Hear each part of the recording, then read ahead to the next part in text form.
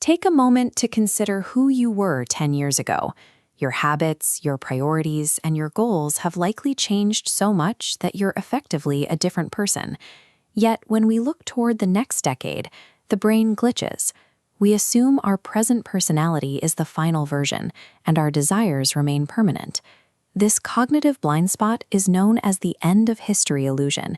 It tricks us into believing our personal evolution is finished, leading us to sign long-term contracts and heavy mortgages that bind our future selves to choices made by a temporary version of ourselves. Designing a rigid 30-year financial plan around your current identity is psychologically flawed. You are effectively drafting a set of strict rules for a stranger who does not yet exist, someone whose values and needs will likely shift in ways you cannot currently imagine. The danger lies in lifestyle budgets that require decades of unwavering robotic discipline. They fail to account for burnout, a shift in family priorities, or wanting a completely different life. They assume you will never change, which is the one thing history guarantees you will do. Demanding absolute behavioral perfection over a lifetime creates a fragile trap. A secure financial strategy must be flexible enough to survive who you are becoming, rather than forcing you to stay anchored to who you were. Society teaches us to measure success through visible metrics. We look at high-end cars, designer clothes, and sprawling homes as evidence of wealth. In reality, these are often just the shattered remains of capital that has already been spent. This leads to the man in the car paradox. When you see a stranger driving a $100,000 vehicle, you rarely admire their success. Instead, you imagine yourself in their seat. We often sacrifice our own savings just to impress people who are too busy imagining their own status to notice ours. We see this fragility in the rapid rise and fall of figures like Sam Bankman-Fried.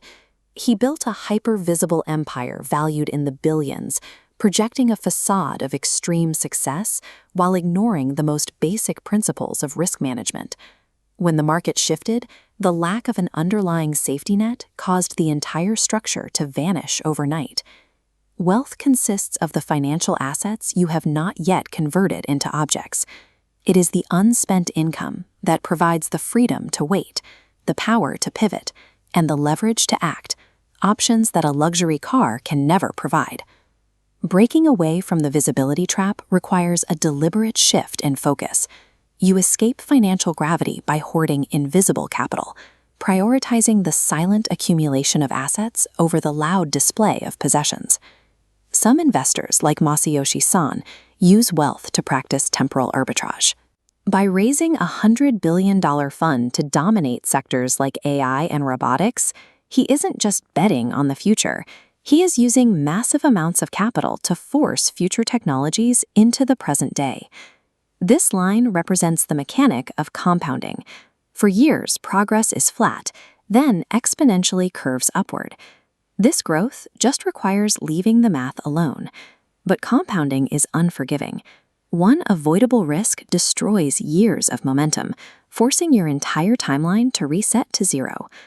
Warren Buffett's success is a study in timeline endurance. He earned over 90% of his wealth after his 65th birthday, simply by staying in the game for 8 decades. He survived every recession and market crash not through brilliant prediction, but by ensuring he was never forced to quit. Time is the only force that can turn modest gains into massive wins, but it only works if your system is engineered to survive the chaos that would otherwise knock you out of the game. Financial history is dominated by unpredictable tail events, wars, crashes, and global shifts that no economic model can foresee. Relying on a plan that assumes the future will look like the past is a recipe for disaster. This highlighted space represents the deliberate distance between your earning power and your lifestyle. By intentionally freezing your spending while your income rises, you build a structural reservoir that protects you from the inherent unpredictability of the market. When an external shock hits, your income may drop, but this gap allows you to absorb the impact. You can endure the downturn without selling your assets at the worst possible time, ensuring your compounding engine continues running while others are forced to reset. Survival must always precede success. The goal is to remain in the game long enough for time to do the heavy lifting, which means your psychological resilience is just as important as your portfolio. We often view wealth as a path toward the infinite accumulation of resources. We chase better objects, the newest technology, and higher status, assuming these will lead to a more fulfilling life. Independence arrives at the definitive threshold where your assets sustain your life without the need for a paycheck.